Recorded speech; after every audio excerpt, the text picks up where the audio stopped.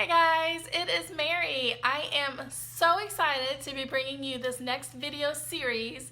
This is going to be a 4-part mock class boot camp just for you. In these boot camps, I'm going to show you basically the VIPKID criteria that they use when they are evaluating teachers to decide who to hire. Now, it obviously won't be a guarantee that you'll get the job, but you can take what I present to you in these videos and prepare for your mock classes. It will greatly help you to go through these checklists and get these things in order. And then you will add your own personality and smile and flair and creativity to the interviews to get the job.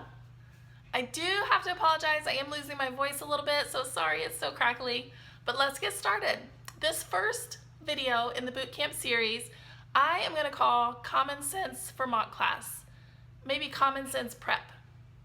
Now, VIPKID, I think, refers to this as professionalism, but you guys, this stuff is easy. This first video, you should be able to breeze right through it, make a checklist, check it off, get everything set up, and be done, move on to the next video. This video does not take a ton of prep, doesn't take a lot of overthinking it. It's really quick, simple stuff that you can do to prepare for your mock classes. The first thing is yourself, the teacher, needs to be clean and your shirt needs to be clean. This is what they see, right? The top part of your shirt.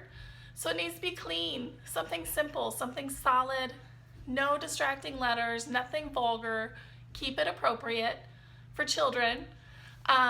It could be a polo, it could be a button down, or it can be a simple plain shirt. It's fine. Just keep it neat and clean. Make sure you shower.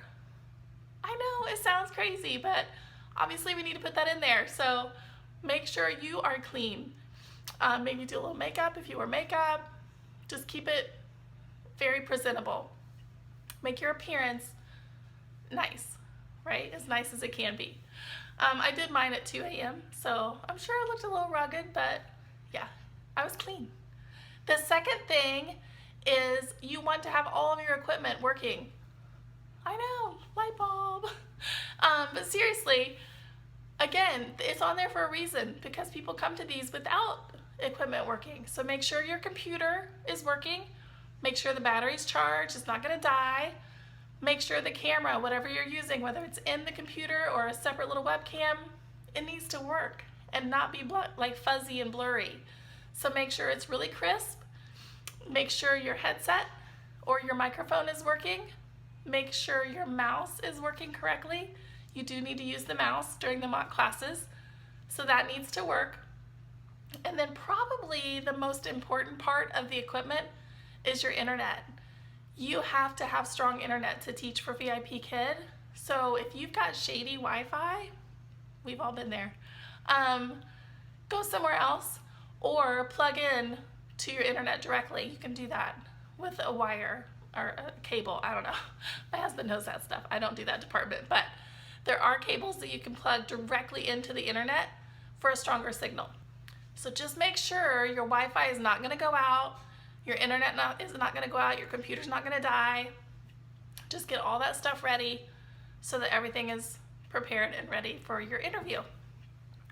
The third thing is your background. Make sure it's appealing to children. It should be clean and neat. You don't want it cluttered. You guys, don't sit in your bedroom with like piles of laundry behind you that we all have. I know, I do too. But don't have that on the computer, on the camera.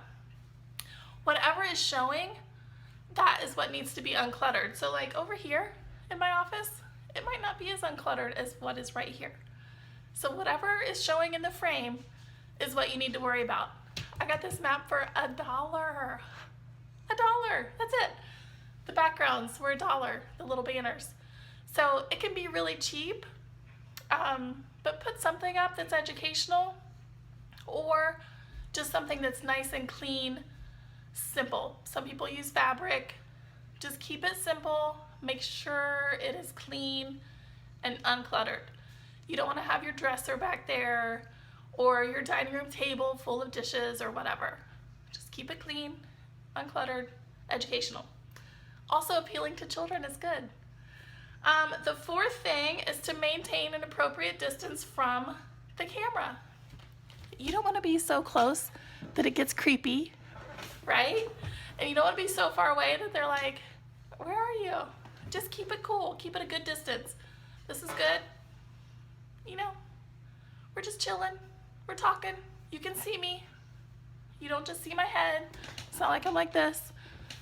It's a good distance right here. The fifth thing is lighting. You don't want to have shadows on your face. You don't want it to be too dark. This is bad. This would not be good. You also don't want it to be super bright where you're all washed out. So keep the lights at a good distance. Make sure they're on your face, but not like right in your face. You don't want to be washed out, but you also don't want to be dark and blurry. You also want to make sure there's nothing in the way of the camera. If you have a prop, that's great, but we shouldn't see it the whole time. It shouldn't block your face. So keep those away. And again, watch the shadows. If you have props sitting out, which this is one of my favorite ones to use. If you have them sitting out, it's fine. Just don't sit them right in front of the light. Okay?